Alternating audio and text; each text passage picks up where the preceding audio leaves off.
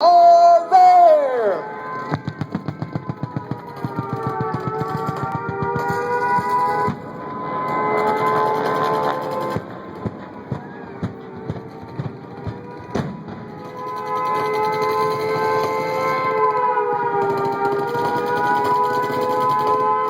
Try to imagine your confusion as the first bombs explode, the first sirens and alarms sound. Right now, right here. Listen. Listen to the sounds of battle. Hear the sirens just as they did that day. Feel the explosions hammer your chest just as they did. Smell the smoke as it burns your nostrils just as they did that fateful Sunday morning. And remember, for we must never forget. The Japanese planes attack relentlessly. Many servicemen believe the attack is some kind of crazy air raid drill. They think the airplanes are American. In fact, one soldier remarks, "This is the best damn drill the Air Force has ever put on." But when the rising suns become visible on the wings of the airplanes, everyone knows this is no drill. General Short, the commander of Army Forces, is notified of the attack while playing golf. His response is, "That is ridiculous." General Short will wish he could have been right, but he has never been more wrong. The highly coordinated attack goes off like clockwork. At 07:55, bombers attack Wheeler and Hickam Air Force Base. 2 minutes later, torpedo planes, just like the ones you are seeing in front of you now, begin their attack on Battleship Row. Sleepy-eyed sailors stumble outside to see Japanese airplanes everywhere, circling the skies, waiting to attack the ships lined up side by side along Battleship Row. They make great targets like sitting ducks. In fact, the Japanese have designed new torpedoes capable of striking the ships in the shallow harbor, a technological advancement the Americans are sadly unaware of. The practice ship Utah was the first to be hit. It lists and sinks. The light cruiser Raleigh takes 2 torpedoes. The battleship Oklahoma and West Virginia are next. The Oklahoma lists and capsizes, rolling on to the battleship USS Maryland. When the Oklahoma sinks, her belly thrusting out of the burning waters of Pearl Harbor, hundreds of men are trapped. Only 32 of these men would be rescued, and not until a full 40 hours after the attack. The battleship California takes 2 torpedoes and sinks. At that same time, the USS Arizona, which has already taken a torpedo, has a bomb strike next to its number 2 turret. The 1,700-pound projectile penetrates deep into the belly, first through 1 deck, then through 2 decks. It lodges next to the magazine, and when it detonates, seconds later, the Arizona erupts like a volcano rising out of the harbor, flames shooting over 500 feet in the air. Almost 1,200 men perish in that moment, sent to a watery grave. Those brave young men still rest in the hold of that great ship at the Arizona Memorial.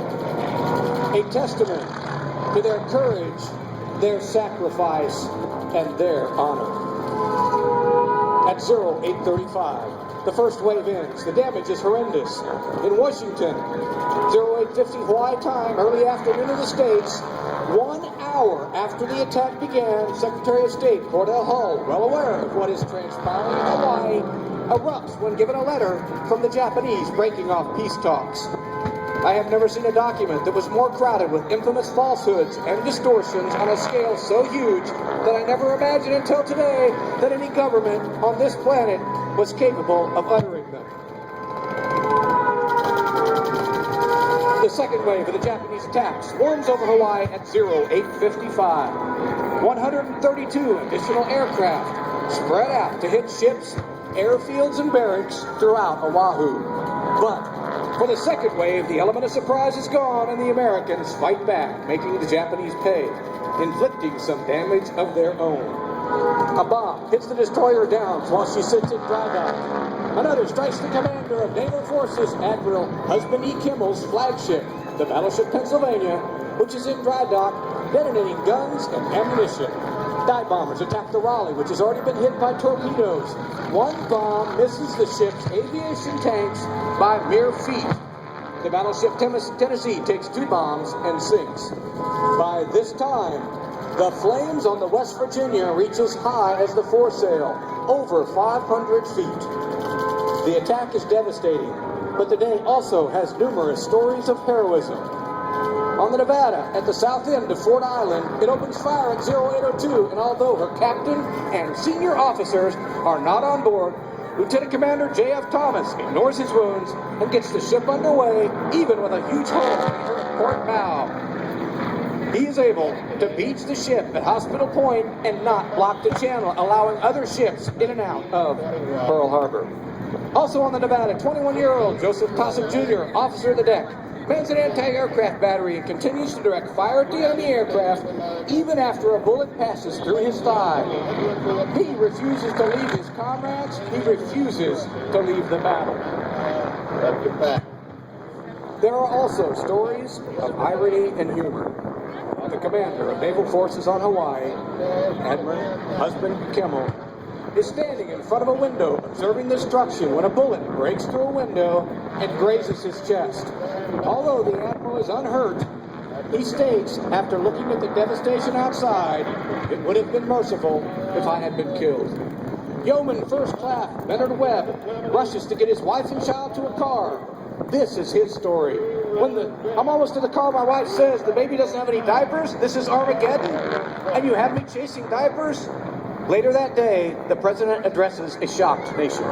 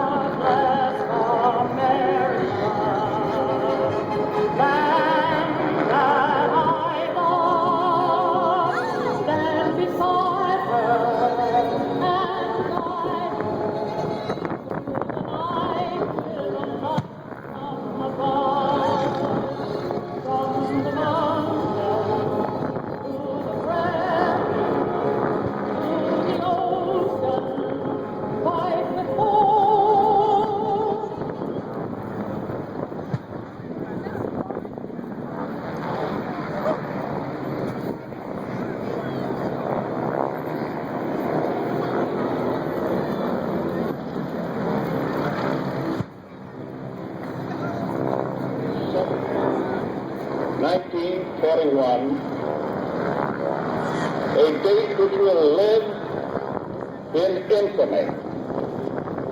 The United States of America was suddenly and deliberately attacked by naval and air forces of the Empire of Japan.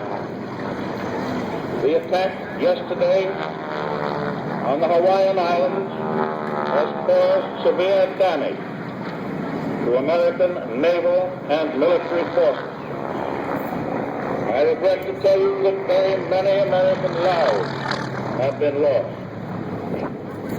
With confidence in our armed forces, with the unbounding determination of our people, we will gain the inevitable triumph, so help us God. At 10 o'clock, the last of the strike force makes its way back to the waiting carriers, and the Japanese ships begin the long journey back to Japan. The attack lasted only 120 minutes, but American bases lay in ruins, smoke billowing up from the devastation. 8 battleships, 3 cruisers, 3 destroyers, and 4 auxiliary ships, 18 ships in all, lay foundering in the oil-covered waters of Pearl Harbor. More than 350 aircraft stand broken or completely destroyed. In reality, America's Pacific Fleet has simply ceased to exist. But most horrific, 3,500 Americans lay dead or wounded in what remains of Pearl Harbor and Hickam Air Force Base. The Japanese lost 29 planes and less than 200 men. The Army and Navy spend the rest of the day attending to the wounded and putting out fires. The Arizona alone burns for 3 days. Yes, President Roosevelt issued a call to arms, and America listened. No one expected the surprise attack that fateful day. America was not ready for war, but America responded. America pulled together, and America was victorious. Young men joined the armed forces to defend this nation, while women began working in factories, working long, hard hours to energize American industry. Liberty Gardens sprung up around the country so food could not be missed and sent to troops abroad. An entire nation refused to give in, refused to quit, refused to allow democracy to be destroyed. This nation your nation stood proud and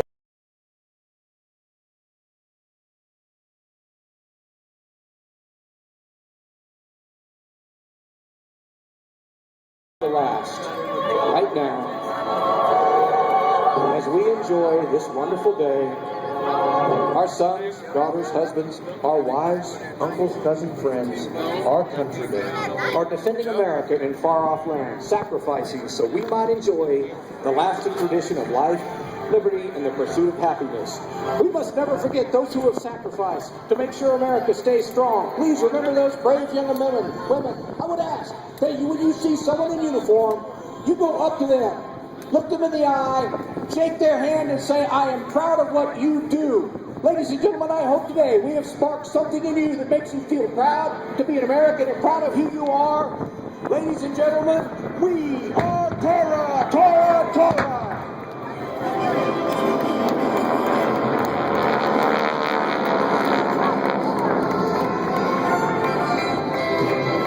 But this is not a story just about this nation or those who have served. It's about each and every one of you listening to me today. You can make a difference. You can make this country strong. You can make a difference just as this nation has. Listen to me, Wichita. Put your hands together if you believe we're the proudest and best country in the world.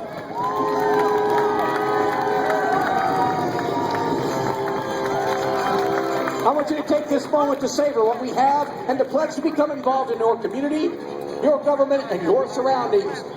We must not become spectators to our own destiny. Ladies and gentlemen, thank our pilots, Mark Allen, Patrick Hutchins, Ron Wright, Dan Reedy, Craig Hutain, Mike Burke, Bill Watts, and Mark Todd. Flying our fighter P-40 Buddy Coxey. Out on the pyro field, Gordon Webb, Ben West, my wife, Ginger Gower. Ladies and gentlemen, on behalf of Tora Tora Tora, have a wonderful day. Be safe, be prosperous, and most important, remember, gentlemen, just like the one you heard interviewed, Arthur Dunn, the last remaining survivor of Pearl Harbor, and remember, those gentlemen made this country what it is. Be proud to be an American. Have a wonderful day. Thank you. Our thanks to Roger Gowert there for announcing Tora Tora Tora for us. There's Mr. Ray in the P-40 right out there in front of us. Made famous at Pearl Harbor and, of course, by the American Volunteer Group there.